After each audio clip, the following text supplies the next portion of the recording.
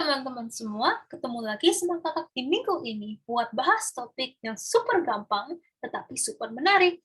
Nama saya Gracie, dan minggu ini kakak akan ngebahas tentang materi data types. Tetapi, pertama-tama, apa itu data types? Nah, teman-teman, komputer kita tuh sungguh ajaib dan bisa mendapatkan, memproses, dan mengeluarkan banyak sekali data. Sebelum komputer memproses, harus ada data yang dimasukkan. Data inilah yang akan diolah oleh komputer melalui kode-kode.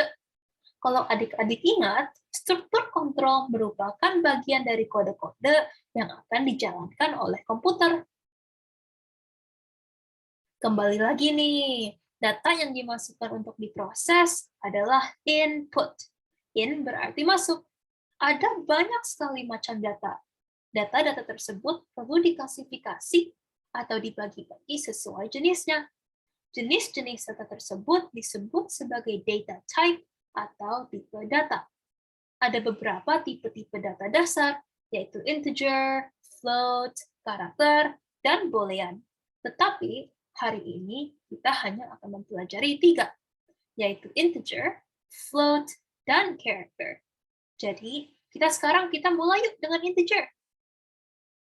Untuk mempresentasikan angka dalam bahasa pemrograman, kita menggunakan tipe data int atau integer. Integer berarti juga bilangan bulat atau bilangan yang tidak memiliki pecahan atau desimal. Teman-teman masih ingat kan tentang integer dalam pelajaran matematika? Nah, integer tuh ada banyak sekali contohnya. Karena nomor di dunia itu juga ada sangat banyak. Semua integer adalah semua nomor yang tidak ada desimal satupun. Contohnya 0, 27, 100, 50, dan lain-lainnya. Nah, seperti adik-adik bisa lihat, integer juga dapat berupa angka negatif seperti min 3, min 45, min 1, 2, 9, 3, 3, min 15, dan lain-lainnya. Yang penting tidak ada desimal. Nah, ada beberapa macam integer yang dibagi berdasarkan ukuran mereka. Untuk mendeklarasikan sebuah variabel sebagai integer dalam kode, kita akan tuliskan int dalam tanda kutipan, lalu nama variabel dalam tanda kurung, tanda sama dengan, lalu nilai yang ingin kita tulis. Sekarang kita akan tahu formulanya. Mari kita praktekkan yuk. Contohnya adalah variabel dalam tanda kutip permen ingin dinyatakan sebagai integer. Untuk melakukan ini, maka kita dapat tulis int dalam kata kutipan permen, karena permen adalah nama variabel. Lalu, tanda sama dengan, lalu nilai integer yang ingin kita tulis. Pada contoh ini, nilainya adalah 53, maka kita tulis deh 53. Nah, kalau integer adalah semua nomor, positif dan negatif, yang tidak memiliki desimal, floating point adalah kebalikannya. Floating point adalah tipe data di mana angka memiliki desimal di belakangnya. Sama seperti integer, floating point tuh ada banyak sekali contohnya juga.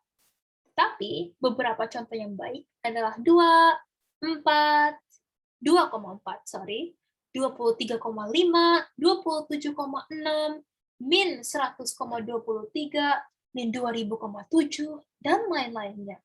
Positif atau negatif, yang penting ada desimalnya. Ya, adik-adik, ada hal yang menarik nih. Misalnya, ada angka desimal 100,0. Angka tersebut memiliki nilai sama dengan 100. Bedanya, 100,0 adalah floating point dan 100 adalah integer. Jadi, kalau adik-adik tulis kode, hati-hati nih, karena satu desimal dapat mengganti kategorinya dari data floating point jadi integer. Jadi hati-hati ya. Untuk mendeklarasikan sebuah variabel sebagai floating point dalam kode, tulislah float, lalu dalam tanda kurung, nama variabel, tanda sama dengan, lalu nilai yang ingin kita tulis. Ini adalah formula kita. Sinteksnya tuh sama seperti integer, namun kata int dalam tanda kutipan diganti dengan float. Kalau int adalah singkatan dari integer, maka float adalah singkatan dari, benar adik-adik, float adalah singkatan dari floating point. Pada contoh ini, variabel suhu badan berisi nilai floating point, karena 37,9 adalah desimal. Itu aja deh tentang floating point. Gampang kan? Sekarang, kita akan bahas tentang tipe data yang juga diketahui sebagai karakter. Nah, karakter itu digunakan untuk menyimpan satu huruf, angka, tanda baca, simbol, atau spasi kosong. Karakter tuh juga banyak sekali. Tetapi, bedanya karakter dari integer atau floating point adalah karakter tuh bisa merupakan huruf, nomor, simbol, dan banyak lainnya. Jangan lupa ya, karakter ditulis di antara tanda kutip tunggal. Beberapa contoh karakter itu sebagai berikut. Ada H dalam tanda kurung, ada tanda seru, ada A, ada 8. Seperti teman-teman bisa lihat, karakter itu banyak sekali variasinya. Untuk menulis kodenya, ada formula yang sangat gampang yang dapat teman-teman ikut. Ingat ya, kita dapat membaca tanda equal sebagai sama dengan.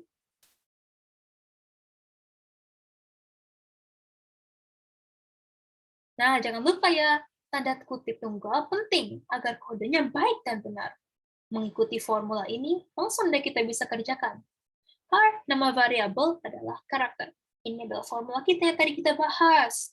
Jika char huruf adalah H dan char absen adalah 4, maka kita tulis kodenya seperti ini. Jadi ingat ya, data types atau tipe data adalah mengklasifikasikan data berdasarkan jenis data yang banyak sekali dalam komputer. Tipe data itu penting agar komputer dapat mengetahui bagaimana sebuah data akan digunakan. Bisa dipikirkan tipe data sebagai instruksi. Ada beberapa tipe-tipe data dasar, integer, float, boolean, dan karakter. Integer atau bilangan bulat digunakan untuk merepresentasikan angka dalam bahasa pemrograman. Tipe data int atau integer digunakan dan juga dipanggil sebagai bilangan bulat ataupun nomor yang tanpa desimal dan juga tidak membentuk pecahan. Sebaliknya, floating point merepresentasikan angka yang memiliki desimal. Sampai sini dulu ya semuanya. Kalau semua penjelasan part tadi masih ada nih yang kurang paham, coba ditonton ulang ya videonya, atau bagian tertentu dalam video ini. Kalau masih ada juga yang masih bingung nih, jangan malu-malu buat tanya langsung ke kakak-kakak kalian. Sampai jumpa di minggu depan, dan selamat belajar!